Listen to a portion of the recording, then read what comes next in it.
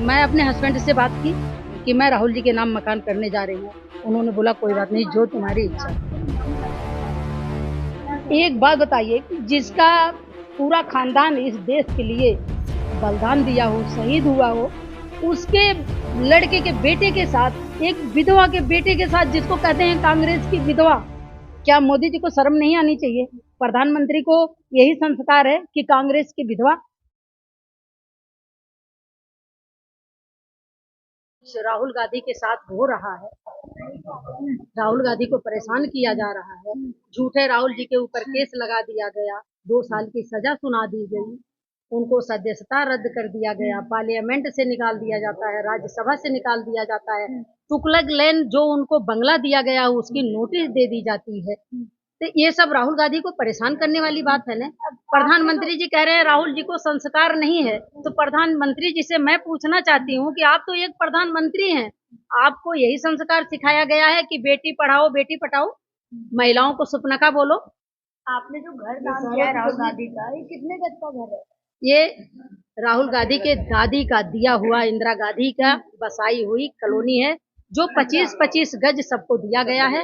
4 मंजिल मैं बना रखी हूँ, 4 के 4 मंजिल मैंने राहुल जी के नाम कर दिया। राहुल जी को मैं अपना भाई मानती हूँ, एक बहन का फर्ज निभाया। मेरे को आपके दिल में ख्याल कैसे आया कि राहुल गांधी के नाम अपना घर कर दें? टीवी जब भी खोलो, रात में खोलो, दिन में खोलो, 2 बजे रात को खोलो, 3 बजे रात को खोलो, जितना राहुल गांधी को परेशान किया जा रहा है, राहुल जी के पीछे पूरे भाजपा पड़ी हुई है, हम लोगों को बहुत तकलीफ होती है। जब टीवी खोलो राहुल गांधी राहुल गांधी राहुल गांधी, इतना कष्ट होता है कि जिनके बाप दादा नाना दादी, नेहरू जी अपनी प्रॉपर्टी दान कर दिए थे देश के लिए, इंदिरा गांधी अपनी जेवर दान कर दी थी देश के लिए, आज उनके बेटे को इस तरीके से परेशान किया जा रहा है कि सब कुछ छीन लिया जा रहा है।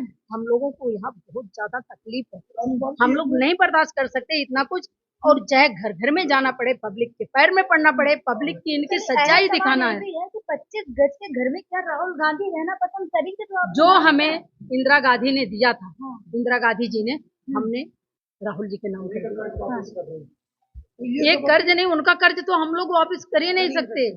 जिन्होंने देश के लिए इतना कुछ किया, तो हमारी क्या औकात है कि राहुल गांधी का कर्ज वापस करें? हम अपने बंगले में आराम से सो रहे हैं, और राहुल जी को इतना परेशान किया जा रहा है, झूठा इल्जाम लगाया जा रहा है कि राहुल जी ये बोले, राहुल जी वो बोले। संस्कार तो प्रधानमंत्री को नहीं है। वो कभी कहते हैं कांग्रेस की विधवा, क्या प्रधानमंत्री को यही शोभा देता है क्या कि हमारे देश की महिलाओं का अपमान करना? वो भी उस सोनिया गांधी के लिए कि जिनका पूरा खानदान इस देश के लिए कुर्बान हुआ है, देश की आजादी में लड़ाई लड़के देश को आजाद करवाया गया, उस खानदान के, उनके सोनिया गांधी के बारे में इस तरीके से वो लोग बात करते हैं कि कांग्रेस की विधवा, वो हम महिलाओं का सम्मान कर रहे हैं, वो संस्कार सिखाएंगे, राहुल गांधी को संस्कार सिखाएंगे?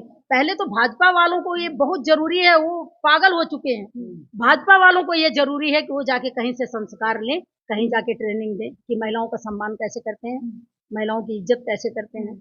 100 में तो सीधी बात एक ही है कि प्रधानमंत्री जी जब अपनी बीवी का सम्मान नहीं कर पाए, अपनी धर्म पत्नी का पति होने का फर्ज नहीं अदा कर पाए, उनको क्या पता कि महिलाएं का सम्मान क्या होता है, महिलाओं की इज्जत क्या होती है? वो तो खुलेआम ऑफर देते हैं, बेटी पढ़ाओ बेटी पढ़ाओ। महिलाओं को, सोनिया गांधी को, हमारी राष्ट्रीय अध्यक्ष को, ये प्रधानमंत्री की बीवी को कहते हैं कांग्रेस की विधवा। ये भाजपा के लोग संस्कारिक हैं? ये तो पूरे विश्व के, पूरे हमारे हिंदुस्तान की महिलाओं का अपमान है। लेकिन चलिए, आपने अब प्रॉपर्टी अपनी राहुल गांधी के नाम कर दी है, इसके आगे आपका क्या स्टैंड है? इसका मतलब कहाँ जाएंगी आप? कहीं भी जाएं, राहुल जी के लिए हम लोग घर घर जाएंगे, घर में नहीं बैठेंगे, घर घर जाएंगे, पब्लिक को के सामने इनकी सच्चाई लाएंगे कि ये लोग क्या चाह रहे हैं। और राहुल गांधी सन 2024 में किन लोगों की सच्चाई लाना चाह रही हैं? भाजपा के लोगों की।